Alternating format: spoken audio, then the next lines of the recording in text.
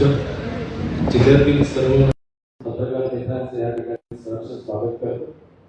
मला सर्वांना माहिती आहे की मोदी सरकारच्या विकासाची, विश्वासाची आणि जनकल्याणाची 12 वर्ष आताच पूर्ण झाली आणि या पार्श्वभूमीवर सन्माननीय नितीन नवीन सिंग राष्ट्रीय अध्यक्ष भारतीय जनता पार्टीचे त्यांनी एका राष्ट्रीय पत्रिकेवर संबोधित केलं होतं. त्यानंतर सन्माननीय देवेंद्रजी फडणवीस यांनी 12 तारीखला संपूर्ण राज्याला संबोधित केलं होतं आणि त्या अनुषंगाने आज आपल्या जिल्ह्यामध्ये या सर्व विकासाचा, या विश्वासाचा आणि जनकल्याणाचा एक लेखाजोखा मांडण्यासाठी या ठिकाणी आपले पालकमंत्री सन्माननीय नितीनजी राणे उपस्थित आहेत.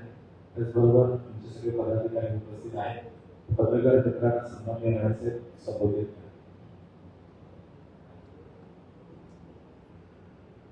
नमस्कार. आजच्या पत्रकार परिषदेच्या निमित्ताने आपल्या सगळ्या जणांचं मी स्वागत करतो. आत्ताच आमच्या सिंधुदुर्ग जिल्ह्याचे जिल्हाध्यक्ष सन्मान्य प्रभाकर सावंतजींनी ज्या गोष्टीचा उल्लेख केला की आदरणीय देशाचे पंतप्रधान नरेंद्र मोदीजींच्या 12 वर्षाच्या यशस्वी अशा कारकिर्दीच्या निमित्ताने ही पत्रकार परिषद आमचे राष्ट्रीय अध्यक्ष आदरणीय नितीन नवीनजी यांच्या सूचनेनुसार राज्य पातळीवर, जिल्हा पातळीवर सगळीकडे अशा पद्धतीच्या पत्रकार परिषद होत आहे. शुक्रवारी राज्याचे आदरणीय मुख्यमंत्री देवेंद्र फडणवीसजींनी या संबंधित विषयाची पत्रकार परिषद घेतली आणि सिंधुदुर्ग जिल्हा म्हणून प्रदेश भारतीय जनता पक्षाच्या वतीने आमचे आदरणीय प्रदेश अध्यक्ष रवी चव्हाण साहेबांच्याकडून सिंधुदुर्ग जिल्ह्यामध्ये ही पत्रकार परिषद घेण्याची जबाबदारी ही माझ्यावर टाकलेली आहे आणि म्हणून ह्या पत्रकार परिषदेच्या निमित्ताने आदरणीय मोदी साहेबांच्या 12 वर्षाच्या कारकिर्दीचा लेखाजोखा, त्याचबरोबर पंतप्रधान म्हणून सर्वात जास्त दिवस या देशाची सेवा करण्याचा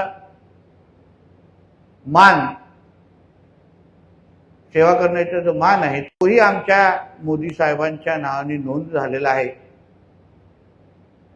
आणि म्हणून ह्या निमित्ताने आपल्या माध्यमातून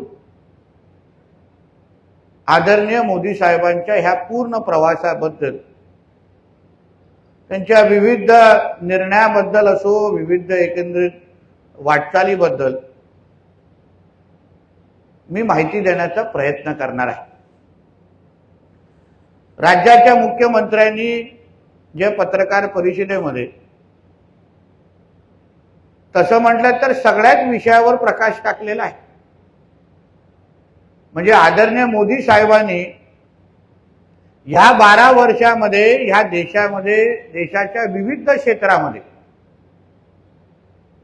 जी वाटचाल केली, जे निर्णय घेतले, जे परिवर्तन आणलं, त्या सगळ्याच बाबतीमध्ये मुख्यमंत्री साहेबांनी अतिशय विस्तृत पद्धतीने त्या पत्रकार परिषदेमध्ये माहिती दिलेली आहे. म्हणजे 2014च्या अगोदर आपला भारत देश आणि विविध क्षेत्रामध्ये या देशामध्ये झालेलं परिवर्तन, ह्याचा अनुभव आपण पत्रकार असाल, राजकीय पक्षाचे कार्यकर्ते असाल, उद्योजक असाल, पण त्याच्या अगोदर या देशाचे नागरिक म्हणून आपल्याला निश्चित पद्धतीने फरक जाणवला असेल.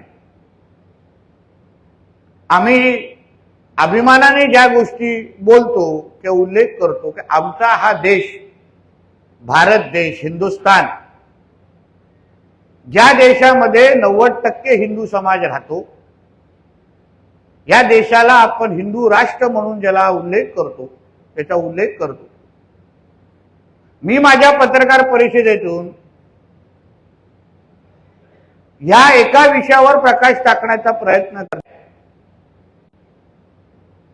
की ज्या देशामध्ये 2014च्या अगोदर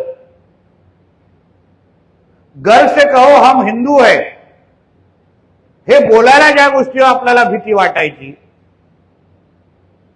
कुठलाही आपले सणासुदीवर सर्रास पद्धतीने बंदी घातली जायची,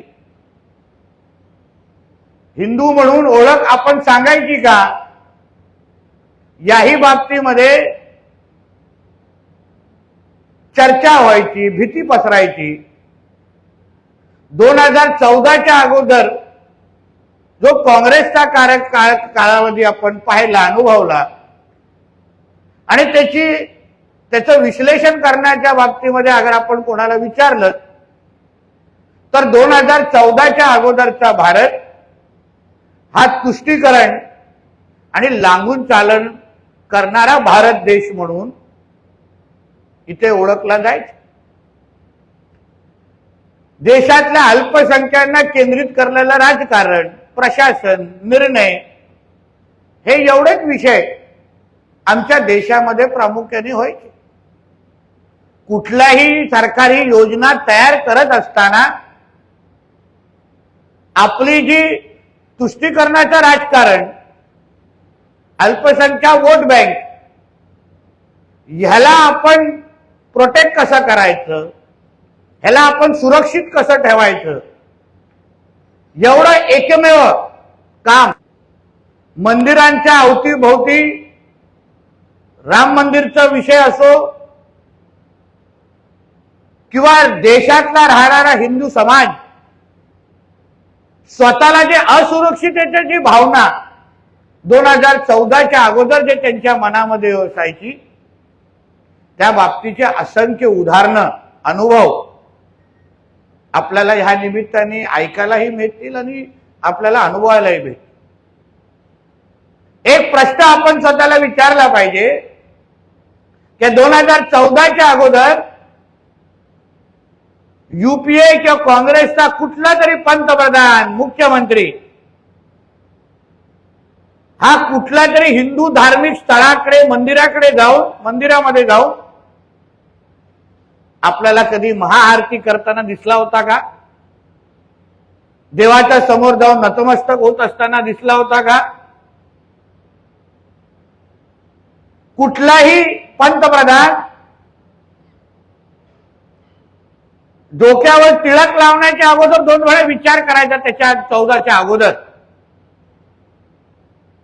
ह्या सगळ्यामध्ये बदल, परिवर्तन समाजामध्ये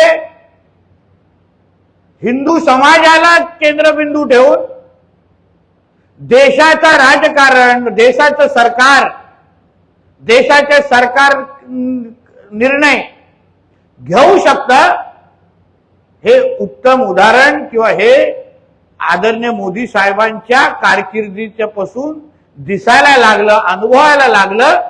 हे माझ्या दृष्टिकोनातून हा अत्यंत महत्वाचा विषय आहे.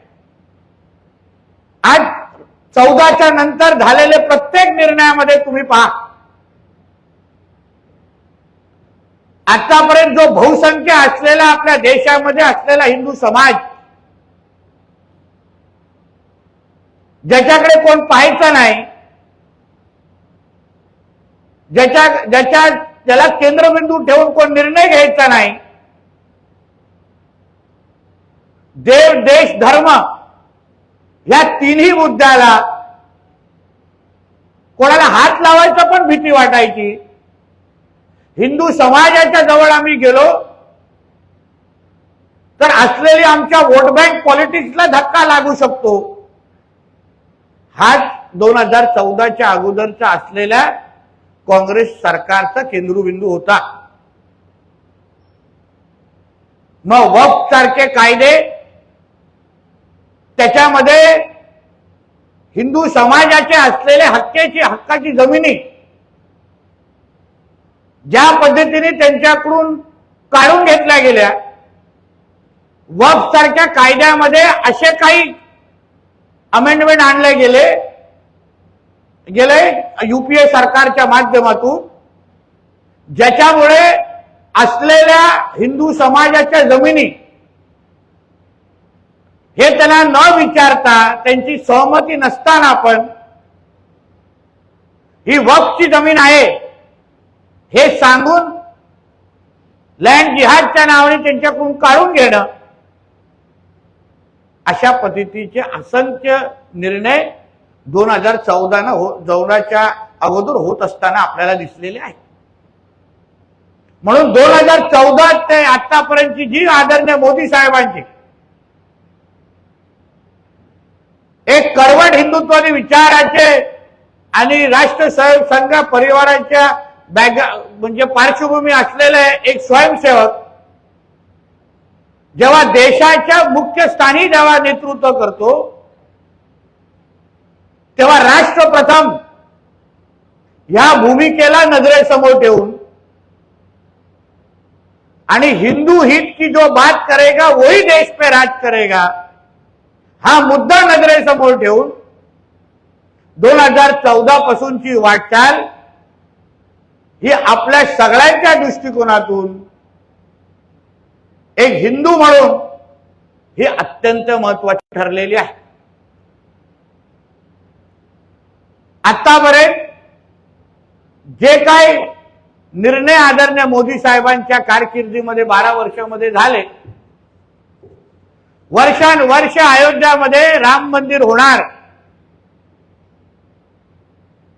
हा जो काही मुद्दा वर्षानुवर्ष आपण फक्त ऐकायचो, पण आदरणीय मोदी साहेबांनी वारंवार आपल्या भाषणांमध्ये, पत्रकार परिषदांमध्ये, इंटरव्ह्यूमध्ये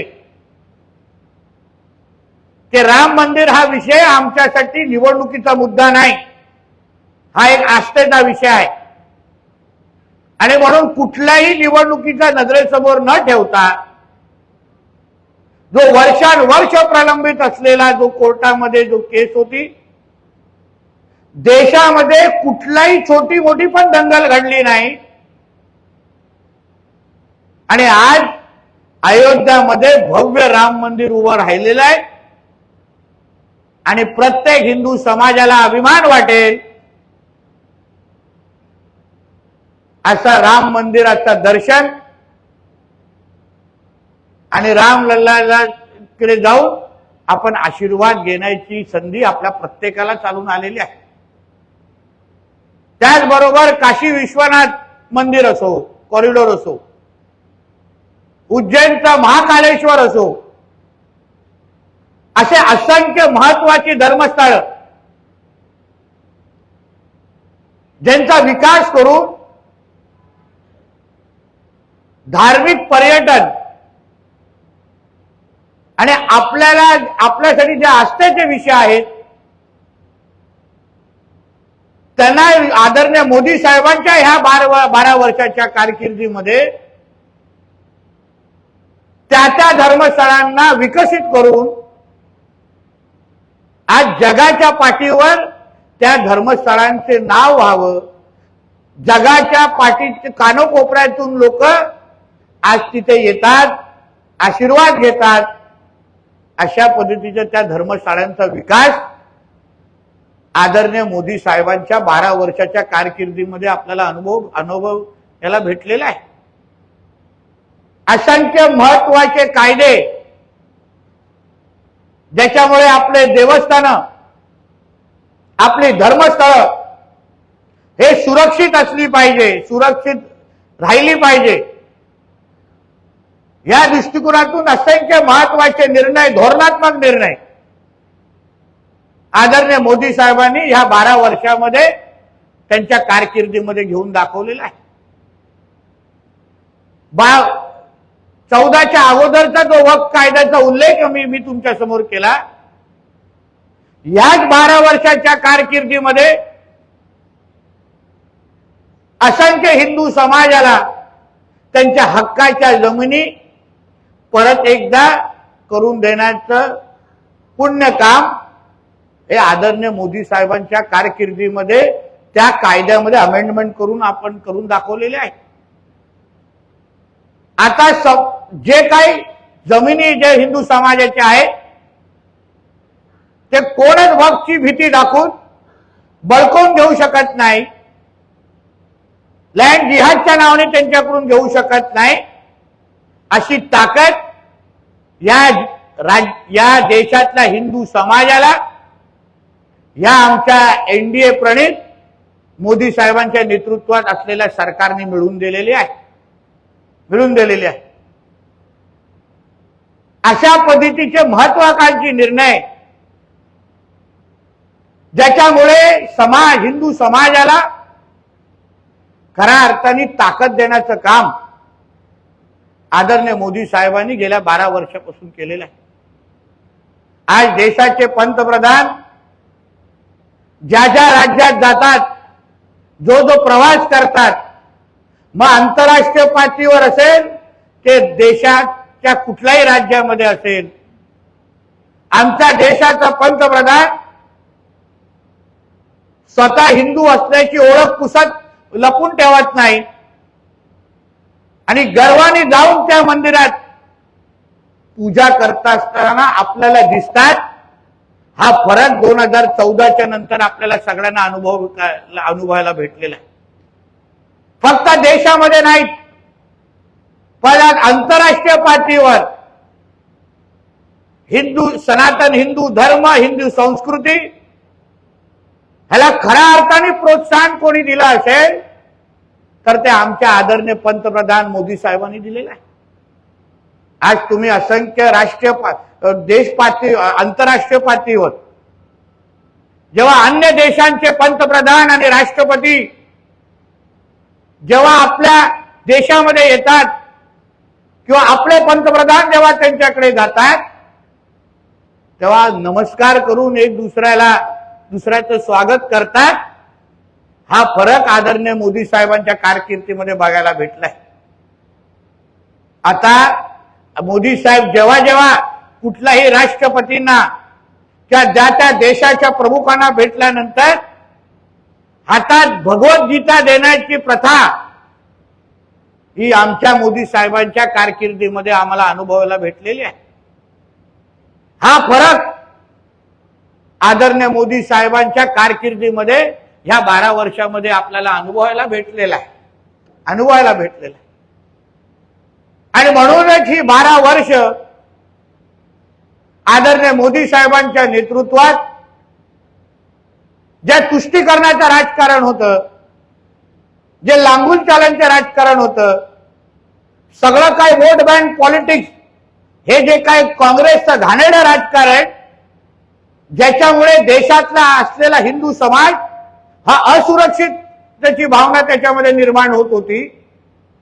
आमचा कोणच वाली नाही हे जे काही 14 अगोदरची जी भावना होती, आज जे पश्चिम बंगालमध्ये आपण पाहतो, आज जे आसाममध्ये आपण पाहतो, असंख्य राज्यांमध्ये, महाराष्ट्रासारख्या राज्यामध्ये पाहतो, आज हिंदू समाज ही एक ताकद म्हणून, हक्काची वोट बँक म्हणून आज तयार झालेली आहे. आज आणि हिंदू समाजाला बाजूला ठेवून कोणीही साधा गावाचा सरपंच, आमदार, खासदार बनू शकत नाही. हे जे काय वातावरण आज जे काय देशामध्ये निर्माण झालंय त्याचं सगळं श्रेय आमच्या आदरणीय पंतप्रधान मोदी साहेबांना आणि त्यांच्या 12 वर्षाच्या कारकिर्दीला आपण देऊ शकतो. पण त्याचबरोबर मी ह्याचाही उल्लेख करेन की याच 12 वर्षामध्ये ट्रिपल तलाक सारख्या विषयाबद्दल क्रांतिकारी निर्णय घेण्याचं काम आमच्या आदरणीय मोदी साहेबांच्याच कारकिर्दीमध्ये झालेलं आहे. म्हणजे राष्ट्रभक्त मुसलमान जे ह्या राष्ट्रावर प्रेम करतात, जे ह्या तिरंग्याला आपला झेंडा ध्वज मांडतात, जे आमच्या समोर वंदे मातरम म्हणतात, त्या प्रत्येकाला तोच मान सन्मान देण्याचं काम आदरणीय मोदी साहेबांच्या कारकिर्दीमध्ये झालेलं आहे. पण जो जो आमच्या देशाकडे वाकड्या नजरेने पाहिल, जो जो आमच्या देशामध्ये अतिरेकी कारवाया करण्याची हिंमत करेल, त्या प्रत्येकाला ऑपरेशन सिंदूर सारख्या निमित्ताने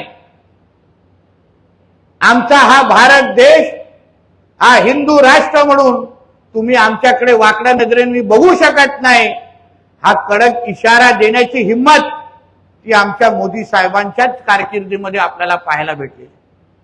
नाहीतर 2014च्या अगोदर 26/11 सारखे हल्ले पाहिलेत, ट्रेनमध्ये आपण बॉम्बलास्ट पाहिलेले आहेत. तेव्हाचं जो काँग्रेसचं सरकार ज्या पद्धतीने अतिरेक्यांच्या समोर, पाकिस्तानच्या समोर ज्या पद्धतीने लोटांगण घालायचे, कुठलाही अतिरेकी हल्ला झाल्यानंतर काँग्रेसच्या कुठल्याही पंतप्रधानांना, काँग्रेसच्या कुठल्याही सरकारला कधीही पाकिस्तानला जाब विचारण्याची हिंमत व्हायची नाही. पण आज 2014च्या नंतर पाकिस्तान असो की कुठलेही जिहादी मानसिकतेचे कुठलीही संघटना असो, अतिरेकी संघटना असो, त्या प्रत्येकाला ह्याची जाणीव झाली आहे की भारताचे पंतप्रधान आदरणीय मोदी साहेब असल्यामुळे कोणीही आमच्या या भारताकडे, हिंदुस्थानाकडे, हिंदू राष्ट्राकडे वाकड्या नजरेने पाहू शकत नाही. एवढा चांगली प्रतिमा ही आमच्या भारताच्या बाबतीमध्ये आदरयुक्त भीती ही भारताबद्दल, आपल्या देशाबद्दल निर्माण करण्याचं काम हे आमच्या आदरणीय मोदी साहेबांनी ह्या 12 वर्षामध्ये केलेलं आहे. आणि म्हणूनच आज त्यांच्या 12 वर्षाच्या कारकिर्दीमध्ये विकासाचे असंख्य निर्णय त्यांनी घेतलेले आहेत, ज्याच्यामध्ये प्रत्येक क्षेत्रामध्ये आज आपला भारत देश आज अर्थव्यवस्थेच्या यादीमध्ये, महासत्तेच्या यादीमध्ये आज अमेरिका, चीन आणि भारत या पहिल्या 3 क्रमांकावर आणण्याचं काम ज्या आदरणीय मोदी साहेबांनी केलेलं आहे. पण ते करत असताना त्यांनी जे काय तुष्टीकरण आणि लांबून चालण्याचं जे राजकारण होतं, घाणेरडं अल्पसंख्याक केंद्रित जे वोट बँकचं राजकारण होतं, त्याला बाजूला सारून खऱ्या अर्थाने भगवाला मान सन्मान देण्याचं काम हे आमच्या आदरणीय मोदी साहेबांच्या नेतृत्वात गेल्या 12 वर्ष आपल्याला अनुभवायला भेटलेला आहे. आणि म्हणून ह्या त्यांच्या 12 वर्षाच्या ह्या पूर्ण प्रवासाचा लेखाजोखा घेत असताना, विकास करत असताना सुरक्षित आपल्या देशामध्ये असणं, जसा मी उल्लेख केला, गर्व से करो हम हिंदू है ही ओळख अभिमानाने सांगणं, जय श्रीराम सारख्या घोषणा आपण हक्काने कुठेही देऊ शकतो. आज बांगलादेश मधला हिंदू असेल, तो भारत देश आहे, मोदी साहेबांच्या नेतृत्वात असलेला आमचा हा भारत देश आहे, ही ओळख, असा कडखर नेतृत्व ह्या 12 वर्षामध्ये आपल्याला एक भारतीय म्हणून अनुभवायला भेटलं. हेच आपल्यासाठी सर्वात अभिमानाची गोष्ट आहे. जे 14 अगोदर जे आपण हिंदू म्हणून करू शकलो नाही, 14 नंतर आपण प्रत्येक जण आपल्या घरात, म्हणजे आपल्या हिंदू सणासुदी असो, आपल्या हक्काच्या जमिनी असो, लव जिहाद सारख्या केसेस संदर्भात प्रशासनाची कडक भूमिका असो, किंवा समान नागरिक कायदा असो, या सगळ्या बाबतीमध्ये आपण हक्काने आणि अभिमानाने आणि खुल्या मनाने आणि खुल्या वातावरणामध्ये आज ज्या देशामध्ये आपण बोलू शकतो, एक दुसऱ्याची चर्चा करू शकतो, आणि ते निर्णय होत असताना जे अनुभवायला आज आपल्याला भेटतात, ते सर्वात मोठं योगदान आदरणीय मोदी साहेबांनी गेल्या 12 वर्ष आपल्यासाठी दिलेलं आहे. या बाबतीमध्ये भारतीय जनता पक्षाचा कार्यकर्ता म्हणून मला निश्चित पद्धतीने त्यांच्याबद्दल अभिमान आहे. पण एक हिंदू म्हणून माझ्या देशाच्या पंतप्रधानांनी माझ्या देशाला एक सुरक्षित देश, सर्वात जास्त सुरक्षित देश कुठला असेल तो आमचा भारत देश आहे, ही जी खऱ्या अर्थाने ओळख मिळवून दिली ते आदरणीय पंतप्रधान मोदी साहेबांना आमच्या सिंधुदुर्गच्या वतीने मी मनापासून त्यांचं अभिनंदन करतो. आणि त्यांना ह्या 12 वर्षाच्या यशस्वी कारकिर्दीसाठी आणि असंख्य भविष्यामध्ये ते रेकॉर्ड अजूनही तोडणार आहे. हे तो सुरुवात आहे. नेहरूजींना मागे टाकलंच आहे, पण प्रत्येक क्षेत्रामध्ये आपल्या भारत देशाला अग्रेसर देश आणि एक क्रमांकावर ठेवण्याचं काम आमचे मोदी साहेब त्यांच्या नेतृत्वात आणि त्यांचं पूर्ण केंद्र सरकार निश्चित पद्धतीने ठेवेल, हा विश्वास या निमित्ताने व्यक्त करतो. इथेच थांबतो. धन्यवाद. आपले काही या संबंधित प्रश्न असेल तर विचारू.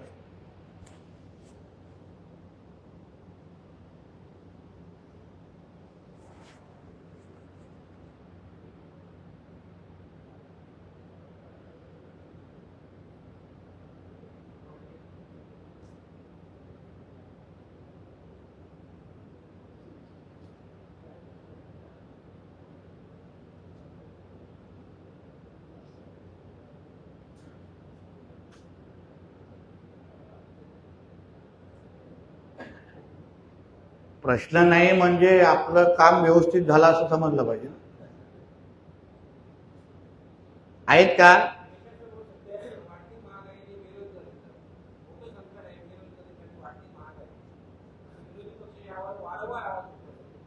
वाढती महागाई आणि बेरोजगारी हा जागतिक संकटाच्या अनुसार आज देशात युद्धाची परिस्थिती आहे आणि पेट्रोल डिझेल हे फक्त भारतामध्ये न असता गावडेजी पुऱ्या जगासमोर असणारा फार मोठा प्रश्न आहे. पण मी तुम्हाला दुसरी बाजू हेही सांगेन की आपल्या आखाती देशामध्ये काही आपले मित्र असतील तर त्यांना फोन करा.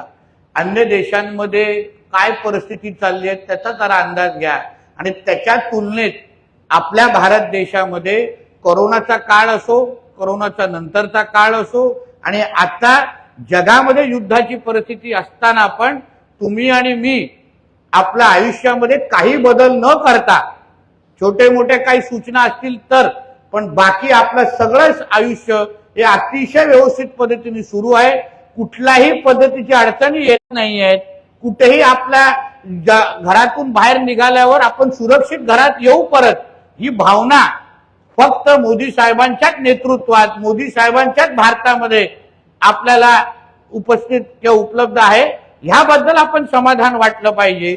येणाऱ्या काळात महागाई असो किंवा बेरोजगारी, तुम्ही 2014 अगोदरचे बेरोजगारीचे आकडे आवर्जून पहा. 2014च्या नंतर जसं मी आवर्जून तुम्हाला सांगितलं प्रत्येक क्षेत्रामध्ये पण कोणाचा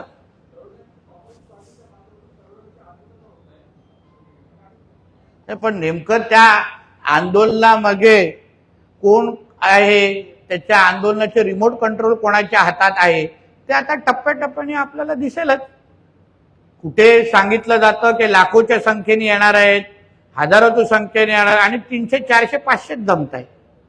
म्हणजे ह्याच्यावरून कळत आहे की देशाचा तरुण, देशाचा युवा हा आदरणीय मोदी साहेबांच्या मागे खंबीर पद्धतीने उभा आहे. तो समाधानी आहे. त्याला हाही विश्वास आहे. आज तुम्ही बघा स्टार्टअप्स मध्ये आपला देश हा 1 क्रमांकावर आहे. 1 क्रमांकावर. आणि ज्या अर्थाने स्टार्टअप्स मध्ये आपण 1 क्रमांकावर आहोत म्हणजे आमच्या देशाचा तरुण हा निश्चित पद्धतीने आमच्या पंतप्रधानांच्या मागे उभा आहे. म्हणून कॉक्रोच, झुरळ, साप, बीप याला मोदी साहेबांच्या समोर हे कधीच टिकणार नाही.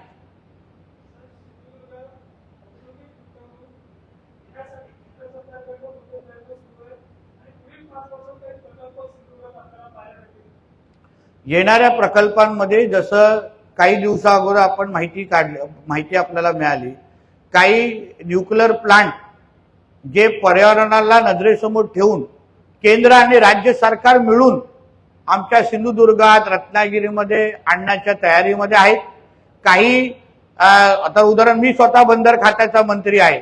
काही बोट बनवण्याचे कारखाने हेही आमच्या सिंधुदुर्गामध्ये येण्याच्या तयारीमध्ये आहेत.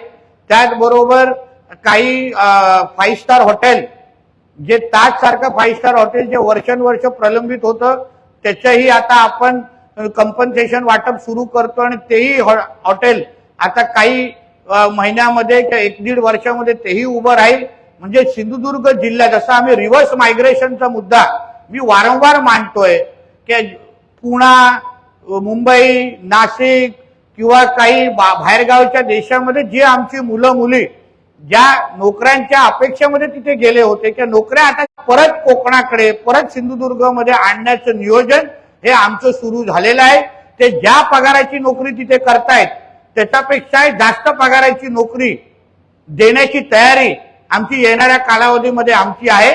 तुमचा आणि आमचा माझा इंटरव्ह्यू आणि पत्रकार परिषद अगर ते बघत असतील तर प्रत्येकाने फक्त पुढच्या 6 महिन्याचंच भाडं द्यावं, त्याच्यानंतर परत एकदा आपल्या गावाकडे येण्याची तयारी तुम्ही करा. हा विश्वास किंवा बॅग भरून ठेवा.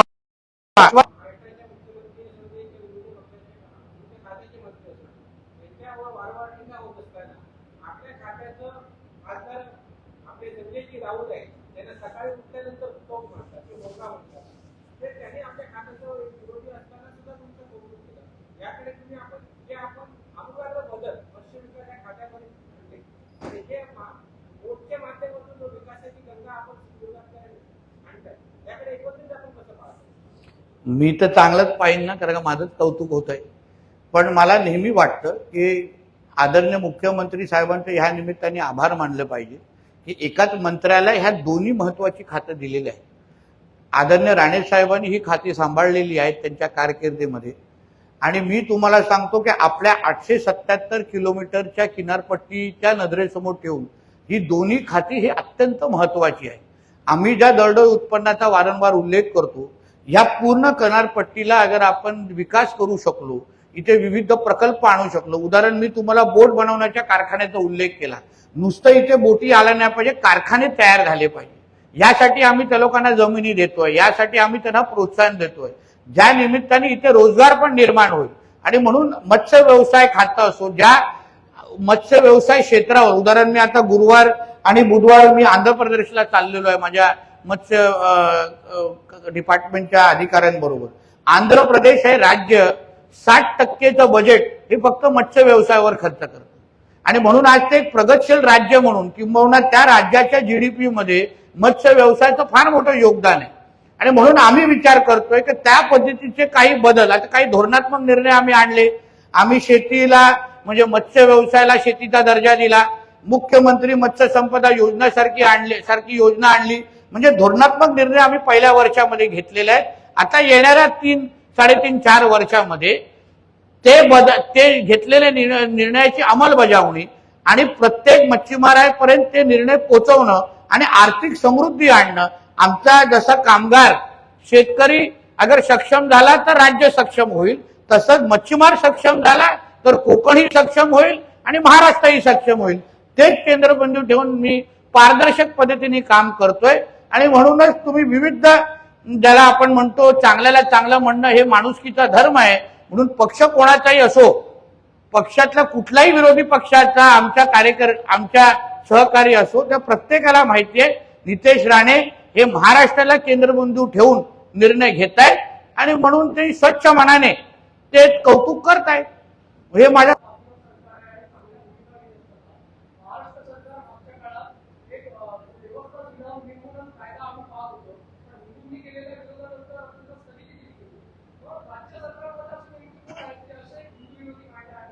बघा, प्रत्येक राज्य सरकारमध्ये प्रत्येक मंत्रालयामध्ये झाडीचे शुक्राचारी असतात. कुंपणात कधी कधी येत खात. त्याचे जसं प्रत्येक डिपार्टमेंटमध्ये आपल्या भाषेत बोलले तर काही सडके आंबे असतात. तर त्या लोकांना ह्या निमित्ताने ते आयडेंटिफाय होतात. आणि हिंदू विरोधी कायदे, आता आम्ही बोलतो राज्यात हिंदू विचाराचं सरकार आहे, हिंदुत्ववादी विचाराचं सरकार आहे, देशामध्ये हिंदुत्ववादी विचाराचं सरकार आहे. मग अशा पद्धतीच्या हिंदू देवस्थानाकडे कोणीही गालबोट लावण्याची कोणी हिंमत पण करू नये. आणि म्हणूनच अशी कोण मस्ती करत असेल तर त्यांना शासन कसं करायचं तेही आमच्याकडे पर्याय आहेत. आणि म्हणून त्या गोष्टी होऊ देऊ नये. आणि हिंदू हिताचे निर्णय, हिंदू समाजाचे हिताचे निर्णय व्हावेत, हिंदू देवस्थानाचे हिताचे निर्णय व्हावेत, या दृष्टिकोनातून आमचं सरकार, केंद्र आणि राज्य सरकार काम करत आहे.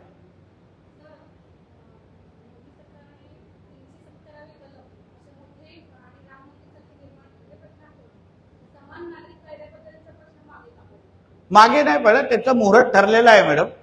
योग्य वेळी समान नागरी कायदा पण आपल्या देशामध्ये आणि विविध राज्यांमध्ये आलेला आहे. आता उत्तराखंड सारख्या राज्यामध्ये आहे, आसाम सारख्या राज्यामध्ये आहे, महाराष्ट्र त्याचा अभ्यास करतोय. लवकरच आपल्या कारण का ते आपल्या संविधानामध्ये समान नागरी कायद्याच्या तरतूद आहे, एक लक्षात घ्या.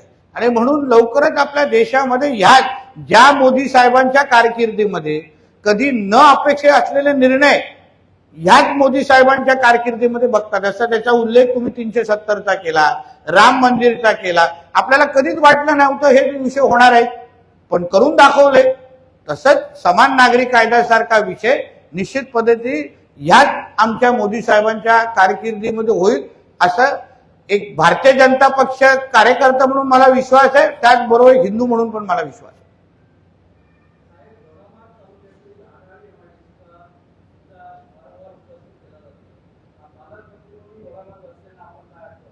मी विश्वास देईन की आमच्या सरकारचं पहिलं वर्ष आहे, अजून 4 वर्ष आहे. 29ला परत हा प्रश्न तुम्ही मला विचारायचा.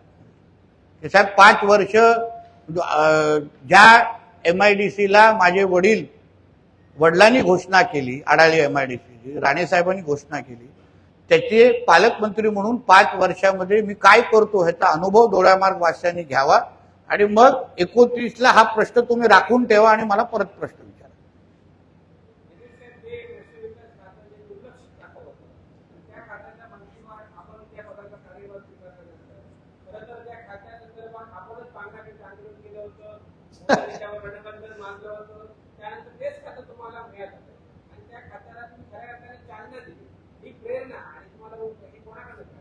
बघा, एक लक्षात घ्या, विरोधी पक्षामध्ये काम करत असण्याचे फायदे आहेत. कारण का जेव्हा तुम्ही विरोधी पक्षामध्ये काम करतात तेव्हा तुम्हाला कधी कधी जनतेची भावना कळते, जनतेच्या मनात काय आहे तेही तुम्हाला कळतं. आणि ते आमच्यासारखे कार्यकर्ते जेव्हा उद्या सत्तेमध्ये येऊन बसतात, आणि आज मी त्याच खात्याचा मंत्री म्हणून बघा, मी ड्रोन सारखी सुरक्षा का सुरुवात केली. बघा, मी गस्ती नौका, आता स्टीलच्या 2 गस्ती नौका पुढच्या 2 आठवड्यामध्ये आमच्या मत्स्य खात्यात, म्हणजे टोटल 15, पहिले 2 गस्ती नौका ते पण स्टीलच्या आधुनिक गस्ती नौका आपल्या किनारपट्टीवर तुम्हाला दिसतील. हे निर्णय मी का घेऊ शकलो, कारण मी स्वतःचे आंदोलन केलेलं आहे. मला स्वतः माहिती आहे की पारंपरिक मच्छीमारांना काय त्रास होतो. मला स्वतः कळते की डिपार्टमेंटमध्ये काही अधिकारी त्यांना कसे मदत करतात. आणि म्हणून त्याच खात्याचा मंत्री म्हणून आज सगळीकडे कौतुक ह्या 2 उल्लेख ह्या खात्यांचं का होत आहे, कारण का एक असा कार्यकर्ता आज त्या खात्याचा मंत्री आहे ज्यांनी त्या संबंधित आंदोलन केलेले आहे. म्हणून मला ती दुसरी बाजूची ती पण भावना चांगल्या पद्धतीने माहीत असल्यामुळे चला समारोप करायचं. माझा एक पासून भेट. धन्यवाद. आतापर्यंत काय होते. अच्छा, बोल.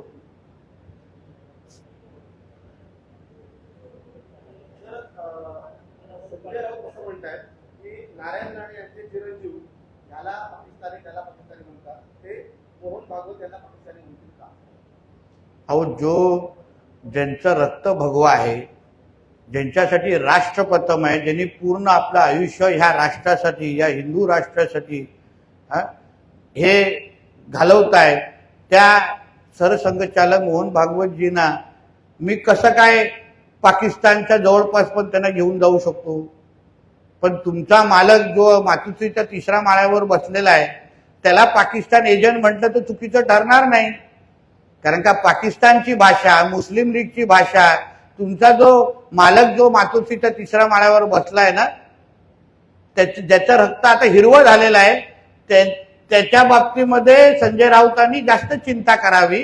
आणि आमच्या सरसंघचालक मोहन भागवतजींकडून त्यांनी प्रेरणा घेऊन स्वतःचं रक्त पण परत भगव होतं का याबद्दल थोडे प्रयत्न करावे. काय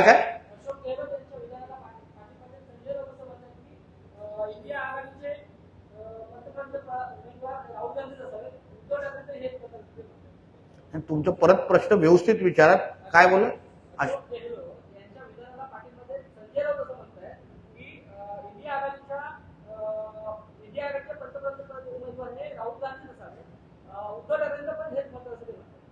हो, पण ते पगार तर उद्धव ठाकरेकडून घेतात ना. म्हणजे नेमकं संजय राजाराम राऊत ते उद्धव ठाकरेचे आहेत की राहुल गांधीचे आहेत. पगार कोणाकडून आणि बोनस दुसऱ्याकडून असा तर प्रकार नाही ना.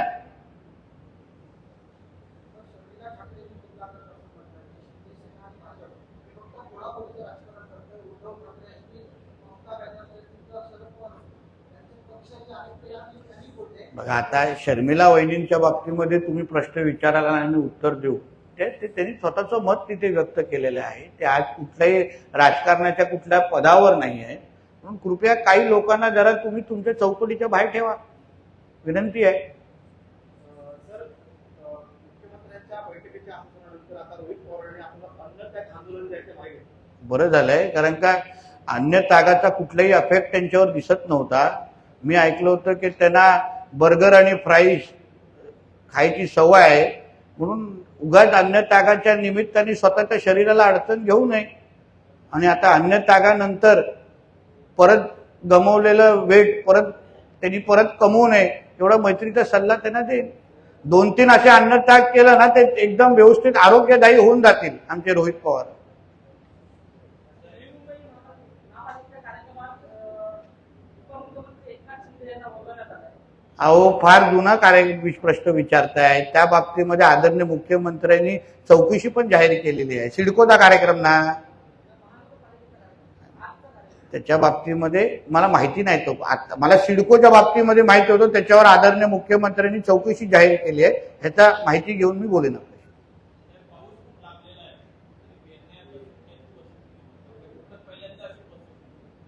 जसं एल निनोचा इफेक्ट जो मी वारंवार आपल्याला सांगतोय, जो 2015 आणि 16ला जेटीजी आलेला आहे, तोच एल निनोचा इफेक्ट ह्याही वर्षी आहे. शासनाकडून आदरणीय मुख्यमंत्र्यांकडून आम्ही शेतकऱ्यांनी शेतीच्या संदर्भात काय करावं हे मार्गदर्शक सूचना आमचे कृषी विभाग सातत्याने देत आहे. आपल्या माध्यमातून मी शेतकऱ्यांना विनंती करेन की आमच्या शासनाच्या जे मार्गदर्शक सूचना आहे त्याचे 100% आपण पालन करावं. आणि ह्यावेळी अडचणीचं वर्ष आहे. एल निनो इफेक्टमुळे पाऊस लांबवणार आहे. तर म्हटलं तर गेल्या वर्षी 15 मेला आलेला पाऊस आताही येत असताना दिसत नाहीये. म्हणून शासन म्हणून जी मदत करायची आहे, जी शेतकऱ्यांना काय अडचण असेल तर शासनाच्या प्रतिनिधीला संपर्क करा. आम्ही पूर्ण ताकदीने आमच्या सिंधुदुर्गाच्या शेतकऱ्यांबरोबर उभे आहोत.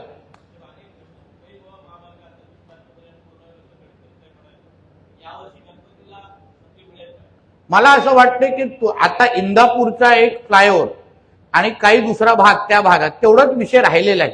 तसं तुम्ही इथून थोडं जरा रत्नागिरी, त्या दिवशी मी रत्नागिरीपर्यंत गेलो तो फॉर्म मागे घेण्याच्या निमित्ताने, तर मला बऱ्यापैकी तिथे काम पुरं होत असताना दिसतंय. फक्त आता पुढे इंदापूर आणि 1-2 पॅच राहिलेले आहेत. म्हणून गडकरी साहेबांनी दिलेला शब्द निश्चित पद्धतीने पूर्ण होईल आणि येणाऱ्या गणपतीच्या निमित्ताने, गणेश उत्सवाच्या निमित्ताने आपण 3-4 तासामध्ये सिंधुदुर्गापर्यंत पोहोचू असा मला विश्वास आहे. तर पाळ्यामुळं उखाडण्याच्या कामासाठीच आमच्यासारख्या लोकांना मंत्री केलेलं आहे ना. जे पाळ्यामुळं लावणारी जे लोक आहेत त्यांच्या सगळ्यांवर आमची करडी नजर आहे. जे ह्याला प्रोत्साहन देतात, जे ह्याला पैसे पुरवतात, अशा काही लोकांवर आमची फार बारीक लक्ष आहे.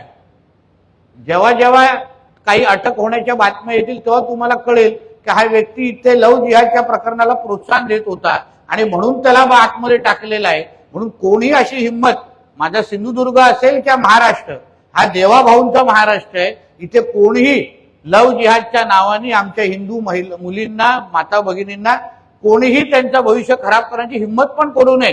आणि आता तर धर्मस्वतंत्र कायदा पण आपल्या राज्यामध्ये अंमलात आलेला आहे आणि डायरेक्ट 7 वर्षाची नॉन बेलेबल शिक्षा आहे. कोणी हिंमत केली तर डायरेक्ट जेलची हवा आहे. प्रक्रिया सुरू आहे. परत सही करण्यावरून हात कापतील एवढी काळजी मी घेणार आहे. नक्की, तुम्ही चिंता करू नका. नितेश राणे पालकमंत्री असं काही लोकांनी विसरू नये.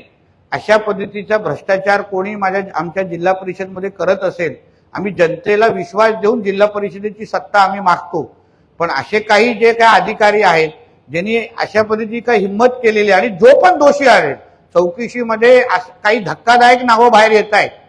हे अधिकारी काय स्वतःचं डोकं लावत नाही, कॉन्ट्रॅक्टर काही स्वतःची डोकं लावत नाही. काही लोक आहेत त्यांचे गॉडफादर, त्या गॉडफादरांची पण नावं माझ्याकडे आलेली आहेत. टप्प्याटप्प्याने तुम्ही बघा, वर्षभराच्या बातम्या भेटतील, एवढं काळजी घेऊ.